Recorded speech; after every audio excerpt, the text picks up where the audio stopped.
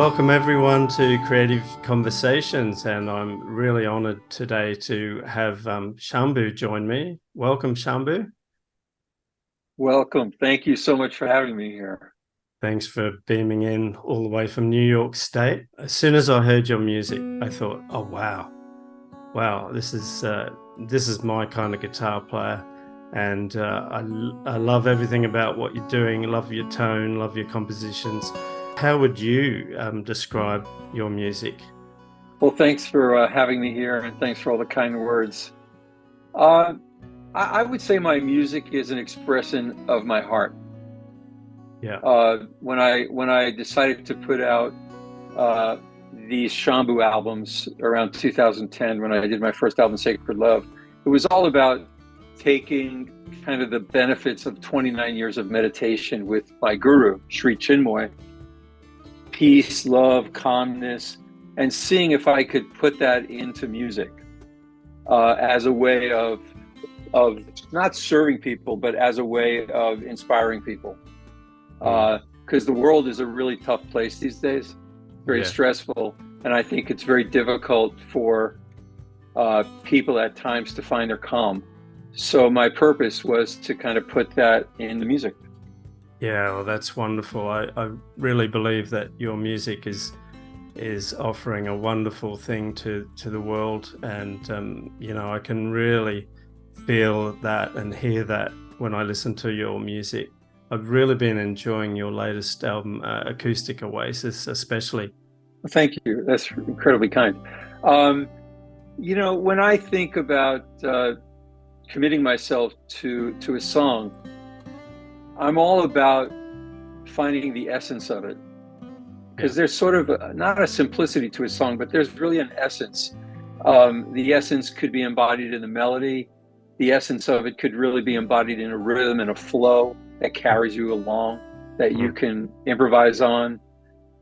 But there's some kind of essence to the song that is prime. You know what I mean? Yeah. Because when you're creating music, it's all about harmony. For me, it's not about creating dissonance. I mean, there is some tension at times to resolve phrases. It always helps. But for the most part, I'm trying to kind of open up people's minds. I'm trying to uncomplicate the way people think through the music, because the music has a lot of what I call good mojo in it. It has, it allows the essence of the music to come out, which in my case is hopefully the heart, this heart feeling of love and kindness, and my own intention that people would be inspired by the music and find some kind of resolve inside, and so to do that, I have to get to essence, and essence can be looked at as simplicity, where someone says, wow, you could have put this on it, you could have put this instrument, you could have put that instrument. But when I listen back to it, I say, you know what? It just doesn't need anything more than this. I mean, this is what I wanted to say, and this feels right. And this happened in the moment, mostly. Yes. So it carries the spontaneity of nature. I'm an aspect of nature. And if I can flow a pure energy, a pure feeling, a pure expression without getting in the way of it, to me, that's the highest music. Yes. Yeah, absolutely. So that's a long explanation for why things might be looked at as simple.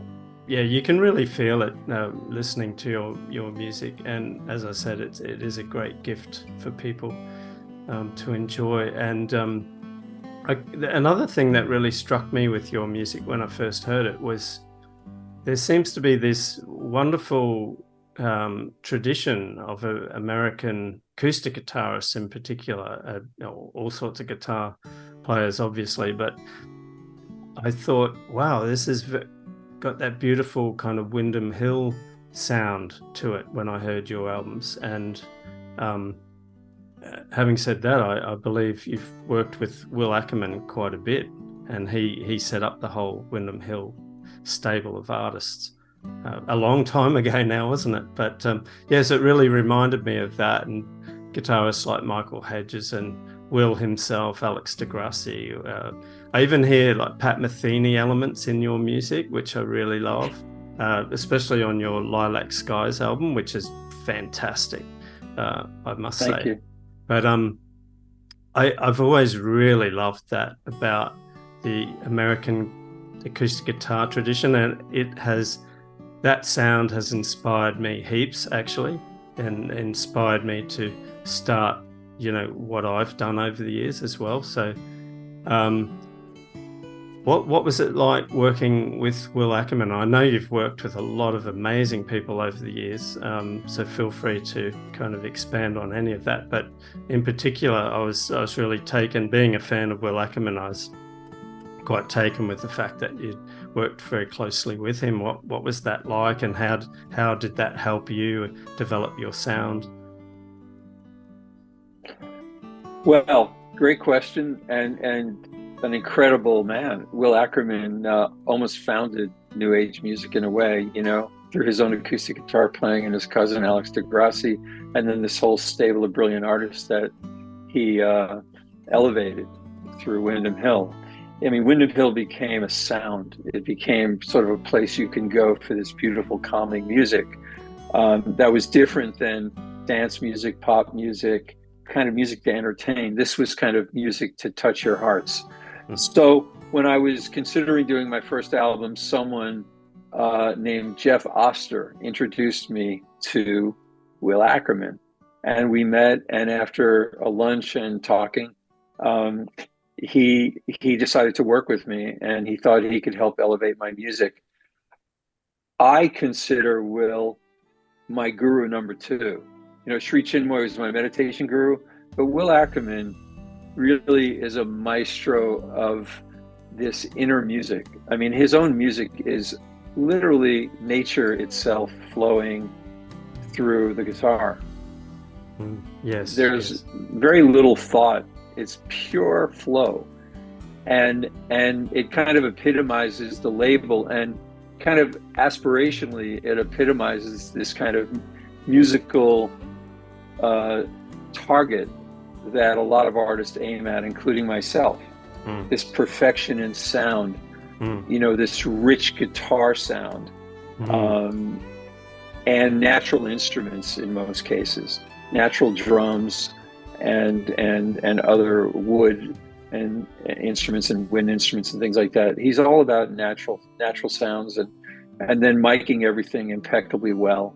You can hear using the standards that he built for himself and the studio that he built for himself.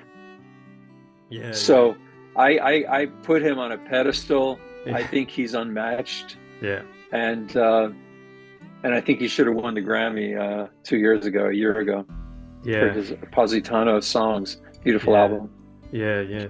Well, I'm not surprised to hear you say any of those things, because it just correlates exactly to the feelings I've had about his work over the years. So, look, it's wonderful, to be able to speak with you today too, to kind of hear these stories, because as I said, it has been a massive inspiration for me over the years personally. So it kind of brings me to that impeccable sound that you're capturing when you record your songs. There's kind of a couple of sides to your work that I'd love to talk about. One is the production side, and the other is the inspiration side, and where you go to tap into your composing. But just on the production side, you're getting that impeccable acoustic guitar sound, and I've always said this with instrumental music, it's so important, isn't it, that our production levels are as high as possible, because we're not necessarily relying on lyric content, etc. It's really the quality of the recording is vitally important to help kind of amplify the effect that you're having on the listener. So the fact that it's beautiful compositions, but it's also tonally so pure and beautiful, just really allows the listener to dive deeply into it. So I applaud you on the production levels you're getting with that. Is there any particular secrets that you can share about that, or because I'm sure any guitarist listening would love to hear that. Well, thank you again for those kind words. I put 4 microphones around the guitar,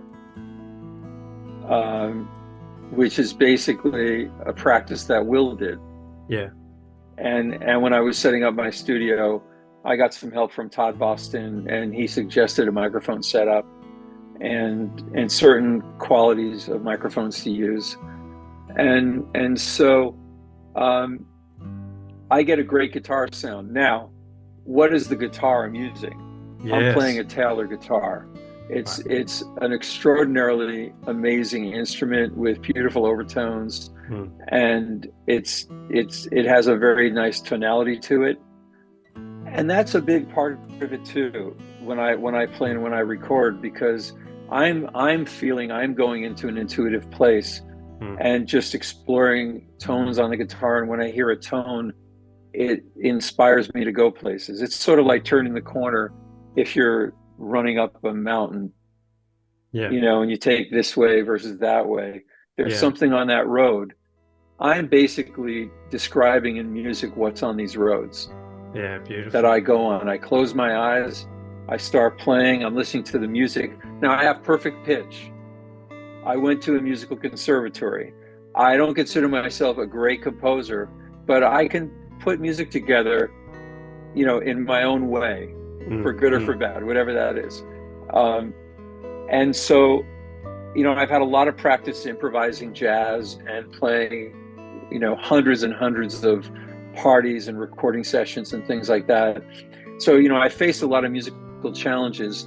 And when I'm just jamming in the studio, picking up the guitar, trying to come up with a song, it's sort of like playing all the riffs that are mine. Yeah.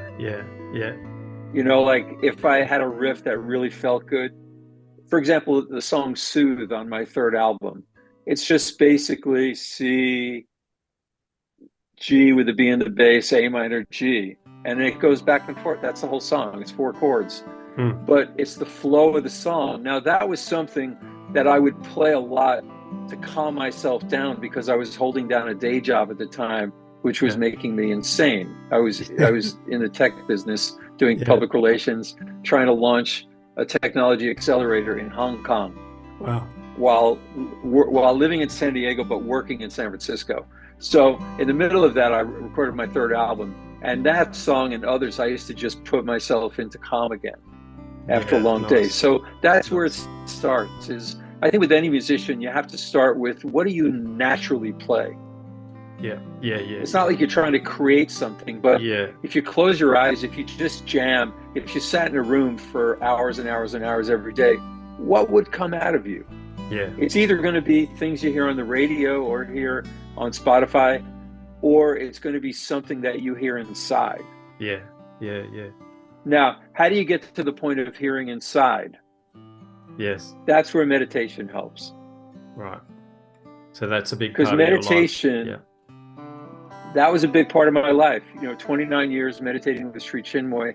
Wow. I probably did close to 10,000 hours of meditation from 21 to 50 years old. Yeah. You know, so, that's a lot. And I still meditate now. So that's a lot of meditation. So inside the practice of meditation is essentially calming the mind, which is important to create, because you have to hear things versus hearing your mind argue about the stories of the day. You have to just get into the flow, and then you want to get into your heart, you know, get into the deepest part of yourself, your soul, your heart, and meditation helps there too, because it's all about doing that. So for me, when it's time to play music, you know, in a sense, I'm starting in a quiet meditative state. I'm closing my eyes, I'm pressing record, I'm just letting go, and I'm going to see what happens. Getting out of the way, I guess, getting the mind out of the way and just letting it flow. Important. Very important. You know, same thing if you look at a great basketball player. It's all flow. It's high speed flow. There's no thought. It's thought, but it's so intuitive that it's the kind of things you do at 150 miles an hour. You just Yeah. got to feel it. Yes. Yes. It's like use the force, Luke. You got to use the force. Yeah. That's basically the analogy. You got to use the force. It's You a got to perfect. let go of yourself to use the force. Same thing with feeling music and then letting it flow. Mm. The other thing I'll say about that process is that it doesn't come out right all the time. It doesn't come out perfect. It comes out flawed, just like every other living thing on the planet. Mm-hmm. You know what I mean? Yeah. There's an aspiration for perfection, which I try to reach in my production and my performance, in my Yeah. compositions. I try to make sure notes don't collide with each other. Yeah. I make sure there's a harmonic uh, sensibility, like like I use the harmonic series a lot to make sure all the notes are in the right place and the right registers. Yeah. Yeah. It's Yeah. all a part of it, Yeah. You can really hear it. but It it's all just, a flow. yeah. There's a lot to be said for what you can achieve in that flow state, isn't there? After a while, it takes Yeah. time. Yeah. Yeah. I did my first album in 2010 after working closely with Sri Chinmoy for a few decades, serving Mm. his mission, and then moving into the technology public relations business and, hitting a few grand slams there. Then I thought, I have this musical talent. What am I doing with it? Yeah. Yeah. Yeah. I Yeah. I'm thought, glad you. boy, that would really be a bad thing if I left Oh this yeah. life without exploring that. But it took me from 2007 to 2010 to find my music, for me to find my sound. Yeah. Yeah. Like, what was my sound? Yeah. What Yeah. was it? I can play bossa novas, I can play pop, I can do studio, I can play with the best of them in a way. Yeah. But what was my sound? Mm. And Beautiful. and it took a while before I came up with that album, Sacred Love, and that was my sound. Yeah. Yeah. And so that must have been incredibly satisfying to discover your sound. That must have been an amazing feeling to go, oh wow, I really feel like I've hit on something really worthy here. Yeah, it was, because it also has to do with looking in the mirror and self-worth, Yeah. Yeah. Yeah. and Yeah. do you believe in yourself? Uh, because I sort of got into this later in the game. I left my music career at 21. I returned to it at 49. Mm. Mm. So it took a while for me to feel really secure in myself and what I was doing, because I was in the middle of trying to figure this out. Yeah. Yeah. Yeah. Um, now I have a sense of where I stand, where the music stands, what are the opportunities for me as a guitarist, what kind of contribution am I making, what kind of contribution can I make. I recommend strongly anybody who loves guitar music, especially acoustic guitar music, you got to check out Shambhu's sounds. They're just amazing. I was looking at some of your YouTube videos, and one of the ones where Will Ackerman was in the video, and I think he spoke about how comfortable you were with sitting with an idea. What he was saying reflected that you're very comfortable to sit in that and see what will emerge, and you're not impatient for that beautiful essence to kind of emerge of its own accord without forcing it. Yeah, but and Will is a great example of that too. Yes. You really have to be patient with the music and let the music tell you what it needs. Yes. Yeah. When Will is producing, that's basically what he does. He'll hear, I'll lay down an acoustic guitar, I'll lay down one more, he'll listen to it and he'll say, I think this needs a voice. Let's put a voice on it. He'll hear the voice, he'll go, this is done. Yeah. Or he just knows what things need. So I think there's a great art to that as a producer, but also as an artist, is what does the song need? Once you understand the essence of a song and what's coming out of that song, how do you serve the song and give it what it needs? To be able to recognize, when to stop is and what restraint to use is just as important as the hero melody, isn't it? Very much so. Yeah. When I'm recording, let's say I'll lay down a song. Yeah. And the song will emerge right out of the ether, as you say. It just flows, and as I'm playing it, I go, whoa, that works, that works, that works. It may need something or other, but then I'll play it, I'll play through it, I'll explore it, and then I'll try to cut a whole nother one. And I'll play through that one, then I'll do a third one. And by the time I do 4 or 5 or 6 of these, there's enough there to get a song. Yeah. Whether I'm cutting and pasting if I need to, putting an ending here, putting an intro there, adding a part here and there. Yeah, that's kind of how it happens for me. Is that how Acoustic Oasis? Can you explain how Acoustic Oasis landed for you, compositionally? Yes. So, a friend of mine suggested I should do an acoustic guitar album because they're so popular. A lot of people are listening to just acoustic guitar music. He said, "Why don't you just cut that?" And I thought, let's try that. And so I gave myself the goal of recording 10 acoustic guitar songs over a weekend. Wow. And I hit the studio around 3:00 on Friday, and I ended up Monday morning doing the last song. Wow. And I think I had 16 or 17 by the time the weekend was over. And then I spent the next month listening to them because I forgot what they were. I just went from one to the other because it was all, the thing about doing things spontaneously is that you're not necessarily remembering what it is because you didn't really have it beforehand to create the shape.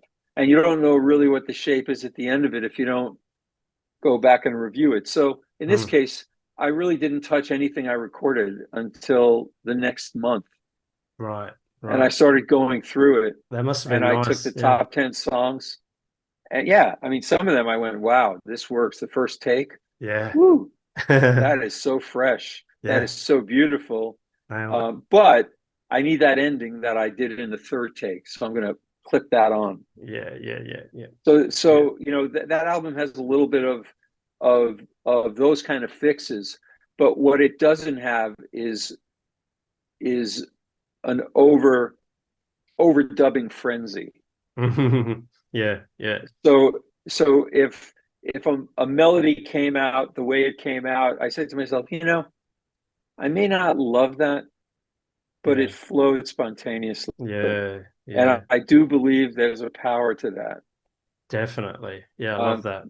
My analogy for that is during that period when I was trying to find my music, I was fortunate to be able to spend about a week or two on Maui every year. I had a timeshare there thanks to the technology PR business. Excellent. And so I had this kind of oceanfront condo, and I would just sit on the balcony and look at the ocean for hours and meditate and look at nature. And I would do crazy things like try to move a cloud. I thought maybe I could move a cloud with my mind. Why not? Anything's possible. Yeah. So I looked at the ocean. I looked at I said, God, this is like so idyllic. It's just the most perfect place in the world. I just feel so good being here. Oh God, what does it make that makes this work? And I said, the ocean is breaking randomly. There's no rhythm to it, but yet it's perfect. Yeah. And the birds are flying, perfectly. The wind through the palm trees. The whole thing works perfectly on the macro or the micro. Yet there's no rhythm here. Then I said, well, wait a minute. Maybe I need to just get away from rhythm and just go for feel. Yeah. And let the music flow with that kind of essence that I got out of nature. I spent years meditating with Sri Chinmoy, but also trying to decode him, like an Okay. AI machine would decode him. Like, Yeah. what is it about? He goes into these places, and I was just hanging on, trying to understand it. Same thing, watching the ocean, watching nature happen, trying to understand it Yeah. and decode it. Yeah. Yeah. So I took a lot from that, which sort of guides my approach. Yeah. Beautiful. Beautiful. I've Yeah. always, one of the things I've always valued greatly with the creative process generally is that 1 minute, you know, nothing exists, and then you just put a bit of focus into it, and as you did, and all of a sudden, after, you know, a weekend, you've got 16 sketches that you've kind of just, if you've just manifested them out of the ether. And that I love the fact that, Amazing. you know, an album, you know, once it's created, where was it before? Like you've just brought it in, and I just love that about creativity of any kind, you know. But how does that Yeah. feel for you to? What does it feel like as an artist to, you know, to have go from having nothing to something of great beauty? It's often amazing, especially when I'll take an idea that's flowing in my head. I'll run up to the studio, which is always ready to go, press R, turn around, make sure the guitar's in tune, and play. Yeah. And Nice. quite often, an entire thing will just flow out, a whole song, and I'll just like, whoa, like, where is that coming from? Wow. Wonderful. But sometimes, you do hear melodies in your head. I hear things in my head, and then I'll go upstairs and I'll always have this approach. Okay, how do I serve the melody? Like, what does that melody need? Yeah. Or what does this set of chords need? What does this rhythm need? Yeah. So that it's a cohesive feeling. Yeah. So is say, let's say, half the music you compose from ideas you hear in your head, and the other half, from merely sitting down with your guitar with the intent to see what comes out? Is it a bit of a mixture in that sense, or do you hear more in your head before you even start? I think it's 50-50. Yeah. I mean, I do hear ideas. I will jot them down either with a voice recorder or run upstairs and lay down a track. It just takes a second to take the idea and flesh it out a little bit. And then, but then other times I'll just go upstairs to the studio and just start playing and see where it takes me. Yeah. I might explore a capo on the second, third, or fourth fret. Yeah. Just to go for different sounds. I don't do different tunings like Michael Hedges does, and Alex DeGrassi probably did, and Will Ackerman does a different tuning for every song. I never really had the juice to get that going. I was more of a guy who could hear sounds in my head with my perfect pitch. I could hear anything and know how to play it. So it wasn't that I needed to sort of randomly explore sound and go, okay, I'll pick those 4 notes and then I'll combine it with those 4 notes. I know exactly what notes they are. I know how they work together. I know what they could possibly need. And my brain, in that area is a little bit like an AI music machine. Without the creative brilliance of like a super great composer. I'm just sort of like a guy. I feel like I'm sort of hacking away, in a lot of ways. The thing that strikes me about your music is that, and you've said this yourself, it's the heart that's in the music. And right, when you're listening to music and you feel the heart and the essence of the composer, that's a very powerful thing, and that's more powerful than musical pyrotechnics, because I feel like, everything has its place, but especially in today's world, we need that to be able to put on music that can transport us very quickly into some healing spaces, into at least some peaceful spaces. So, you know, it's serving the world hugely. And yeah, I never underestimate that kind of sound when I hear it, you know, from composers. And so yeah, I say bravo to it. It's very Thank you. important, and it's very beautiful. I'm quite taken with the diversity of your sound as well, because I was listening to all of your albums, but Lilac Skies was an album, correct me if I'm wrong, that's got a lot more sort of jazzy flavors to it, hasn't it? Yep. And other musicians. So you obviously have a lot of experience playing in bands and with other people. I know that's been a big part of your life. How do you compare, you know, that amazing kind of stillness and solo performance to, you know, the experience of playing with other amazing musicians? That must also be very special. It is. And working on Lilac Skies, and also before that, the Dreaming of Now album, it was largely the same group of musicians on both. Right. First of all, they're extraordinary players, better players than myself. Kayak Hart on bass, and Frank Martin on piano, and George Brooks on sax, Celso Alberti on drums. These individuals have musical track records with every name imaginable. So when I put them together as the backing band for Lilac Skies, I brought, for this case, we recorded that whole album in one day. Oh, wow. Gosh. All those tracks. That says a lot. Now I told you I create spontaneously. That one, I wrote out all the arrangements. Every note on that album is laid out on paper for each instrument. And then, of course, the genius of the artists takes it to another dimension. And those guys, you know, it was just playing with the best band on the planet for me.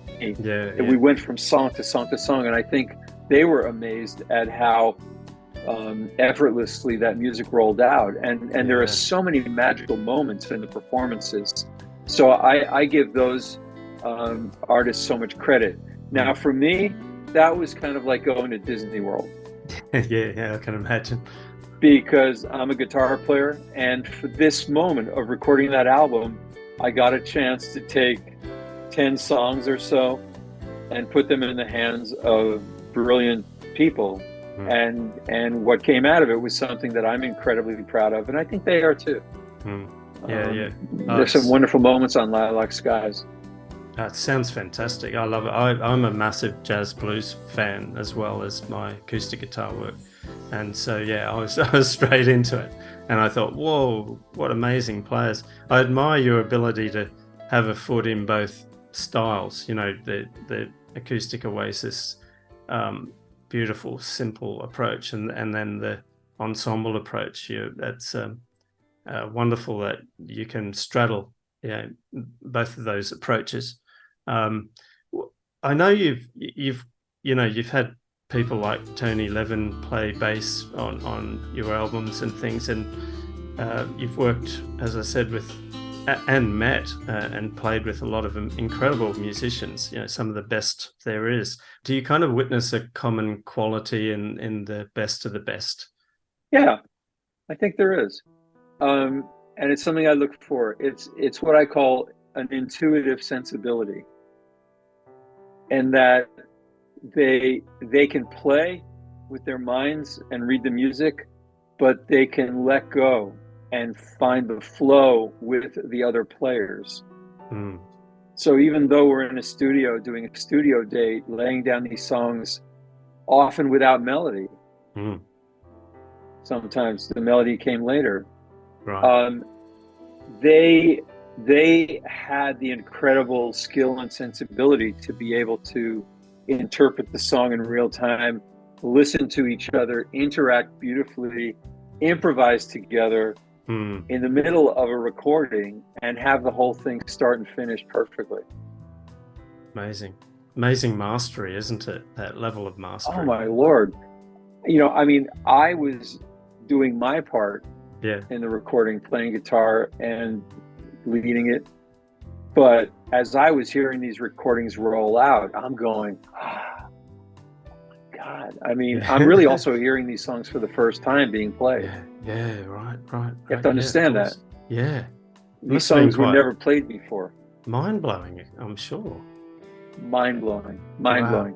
Yeah. And we recorded that at Fantasy Studios, which was the home of Concord Jazz. Okay. Carlos Santana recorded a few things there. And unfortunately, the place ended up closing, the demise of so many studios. Lilac Skies was one of the last recordings at that studio. Oh, really? Before it ended up closing, yeah.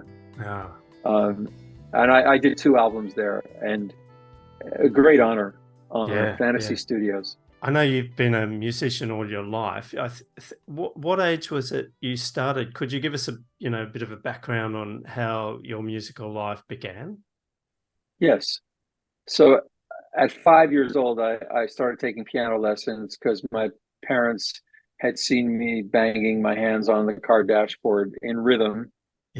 And so I took piano lessons, and after 2 years, I insisted on playing my music versus the stuff on the paper. And so that relationship didn't really work. So I quit piano at 7, and then my mother insisted I must take an instrument. So they put a guitar in my hand, and at first I wanted to play it lefty, and they said, you can't do that. Really? Okay. So, yeah. So, are you so left-handed? I started with guitar. Are you left-handed? I'm both. I'm left and right. Oh, right. Yeah. I played baseball lefty, and I righty. Interesting. Okay. I play tennis righty. Yeah, it's weird. But so my mother thankfully found me a great teacher, a jazz guitar teacher who was a big fan of the jazz player Johnny Smith and Barney Kessel and all those greats. And he taught me jazz. And,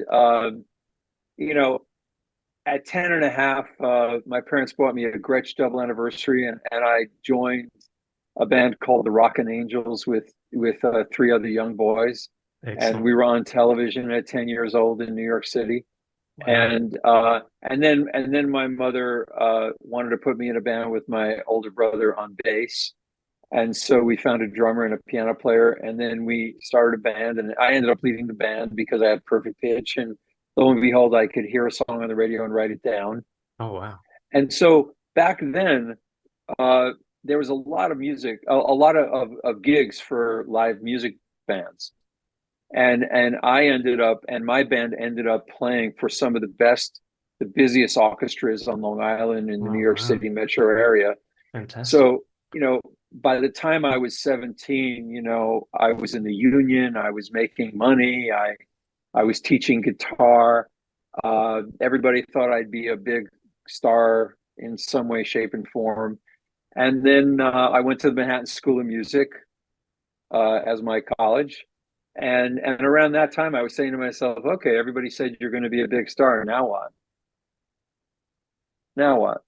So I had a chance to record my own music, 16 track. Oh, wow. At a studio where Billy Joel recorded, it called Ultrasonic Studios. Wow. And in fact, when I was about 18, he was recording his very, very first album. And he was going to do a European tour. And he actually said to me, hey, you want to go and join my band in Europe? We'll do a quick European tour. And I was like, I just got into Manhattan School of Music. I don't think my mother will let me. Oh, wow. Can you imagine? And so that was my Billy Joel story.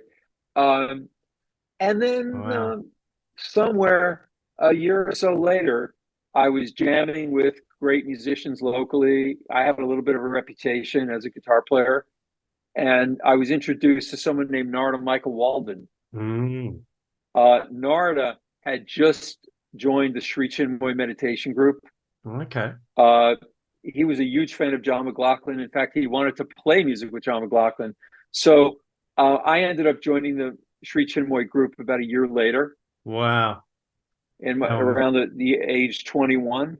Fantastic. And when I joined, who was in the group? Carlos Santana, John McLaughlin, Narada Michael Walden, Premique Russell Tubbs, who plays sax on almost all my albums, and flute. Wow. Um, and and so, I became friends with those guys, and they were a real strong part of my 20s. I mean, I was a John McLaughlin Mahavishnu freak. I Yeah. at the time, I Wow. must say I was taking a little LSD now and then, and I saw him a couple of times, and I thought he was God. I really did. Yeah. I'd never Yeah. heard anybody play guitar like that. Yeah. Yeah. Um, and so I was incredibly attracted to John McLaughlin as a player. Larry Coryell, he was Oh, yeah. also in the Sri Chinmoy group. Wow. What a super So group that was.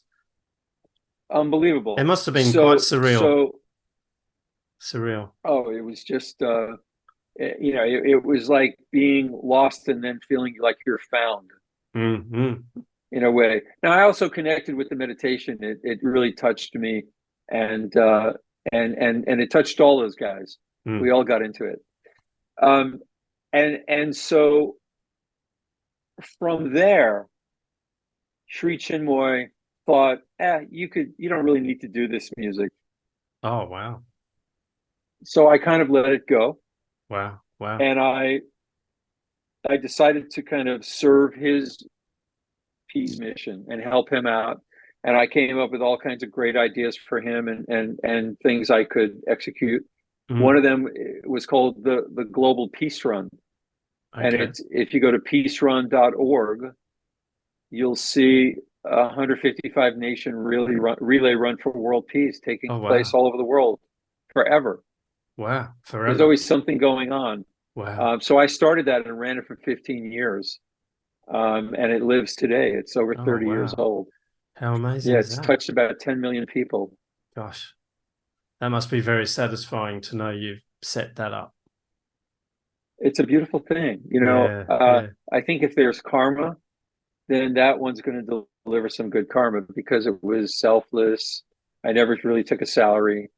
I did it as a self-offering, Mm. kind of like the music in a way. When I Yeah. did my Yeah. music, it was the same thing. How Yeah. do I do something good for the world? How do I use my talents in a productive way? What can I do that could be good for everybody? Versus, what's the most popular music out there? Yeah. What's making the most money these days? Yeah. Yeah. Let me copy that. Yeah. No, it doesn't work, does it? So that's not my bag. No. Where I have a lot of friends who do great music, but they're thinking about, okay, what do I have to do to monetize it? Yeah. Yeah. Yeah. And I'm more about, what can I do to let this music flow that's Yeah. inside me, Yeah. and hopefully come up with themes that could guide a collection of music like Acoustic Oasis. Well, you've had a really interesting diversity of life experiences, haven't you? From the early music and then into a more of a corporate kind of life, and then back to your music. So, Yeah, what is it like being able to fully immerse yourself back into your music full time now? I love it. I love it, actually. I like that music is my vocation. I like that there are people listening to it, Yeah. which makes it worthwhile. Yeah. Yeah. Um, and I'm grateful, incredibly grateful, that there's ideas continuing to flow. Yeah. Yeah. Because if that shuts off, what's left? Yeah. Um, Yeah. Yeah. Yeah. It's the bossa miraculous. nova.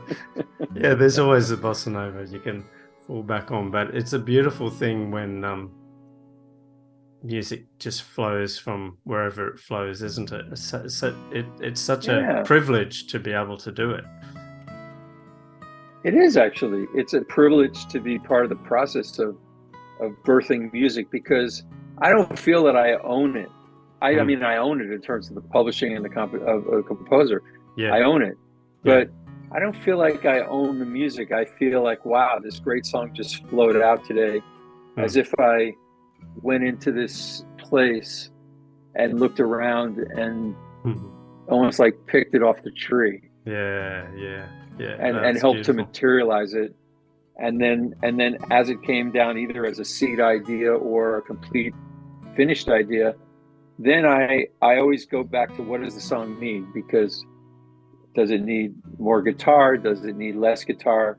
You know, quite often I'll add a second guitar, a lead or a melody, and when I'm starting to listen back, the first thing I do is prune out all the bad parts. I just, you know, because I don't play everything perfectly when I'm improvising with myself, because I can't even remember the song that came out sometimes. Yeah. It's that fresh. Yeah. You know, so I'll jam with myself, and if it works, it works. If it doesn't work, it doesn't work. But that's kind of my approach with this. Like I said, Lilac Skies, I wrote out arrangements for every single song. That was the only way we could get 8 songs, or I think there were 8 or 10 on that album, get them recorded in one day. We had 45 minutes a song. Yeah, right. Oh, wow. Record it, get it done, move on. Yeah, amazing. Well, that's, and they're not easy songs on that album. No, I'd recommend everyone have a listen to that. I love that album. Yeah, look, I can just relate to so much of what you've been saying, and it's been a real inspiration to meet you. I hope we get to meet in person one day. That would be amazing. Me too. For me, I'd love to get back to Sydney, Australia. Yeah. Well, let me know if you ever do. And thank you for sharing your journey with us today. And it's been a real treat to get a peek inside your musical world and how you work. Always love to hear what it's like for other composers, you know, what their processes are like. Thank you very much. I really appreciate the opportunity to share and connect with you, and thank you for your music as well. Thank you very much. Thank you. Appreciate it. Okay, mate. Wonderful to speak with you today, and we'll keep in close contact. And thanks to everyone who's watched the video as well. Thanks for joining us for this episode. Many thanks.